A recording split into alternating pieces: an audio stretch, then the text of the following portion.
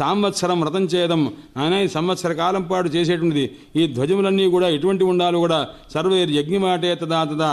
తర్వాత నోచేత్ విష్ణుగృహేషు సామాన్యంగా యజ్ఞవాటికలో ఈ ధ్వజారోపణ చేయాలి, లేకపోతే విష్ణువాలయంలో చేయవలే. ఆ రకంగా ఈ ఈశ్వరాలయంలో, గణపతి ఆలయంలో, అలాగే సూర్యాలయం వాటిలో కూడా చేయవచ్చు. సమయం అంతా దాని సమయం అంతా కూడా నిర్ణయించి ఉంచారు. ఏ రకంగా చెయ్యాలో కూడా చెప్పారు. మధుశుక్ల దశమి ఆయన ఈ రకంగా వసంత ఋతువులో దశమి నాడు వైశాఖ మాసంలో చేయవలే అని ఈ రకంగా చెప్పారు. ఒక్కొక్క సమయంలో ఆ మాఘమాసంలో కొన్ని తిథుల్లో, అలాగే ఆశ్వీజ మాసంలో, కార్తీక మాసంలో శుక్లపక్ష ప్రతిపత్తి నాడు ఇవన్నీ చెయ్యాలి నాయన. అధునా సంప్రవక్ష్యామి ధ్వజారోపణం. ఇప్పుడు ధ్వజారోపణం అనేటువంటి ఆ వ్రతం ఉందే అది సమస్త పాపాలు పోగొట్టేది, రామచంద్రమూర్తికి సంతోషాన్ని కలిగించేది. ఎవరైతే విష్ణు భవనంలో ఈ ధ్వజారోపణం అనేటువంటి వ్రతం చేస్తారో దానికంటే పరమ పవిత్రమైనటువంటిది వేరొకటి లేనే లేదు నాయన.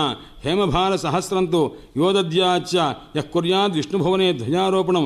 ఎవరైతే విష్ణువాలయంలో చేస్తారో దానికంటే పరమ పవిత్రమైనది ఇంకోటి లేనే లేదు. బంగారం అంతా ఒక బారువులు అనమాట. ఎవరైతే ఒక ఉత్తముడైనటువంటి కుటుంబికి ఇస్తేటువంటి ఫలమో ఒక ధ్వజారోపణం చేస్తే అంత పుణ్యం సుమా. ధ్వజారోపణంతో సమానమైంది గంగా స్నానం కూడా సరిపోదు నాయన. తులసీ సేవ కానీ, ఈశ్వర లింగ పూజ కానీ ఇవి ఏవీ కూడా సరిపోవు. అహో అపూర్వం, అహో అపూర్వం, అహో అపూర్వం మహత్తరం నాయన. ఎంత ఆశ్చర్యకరమైనటువంటిది, సమస్త పాపాలు పోగొట్టేటువంటిది ఈ ధ్వజ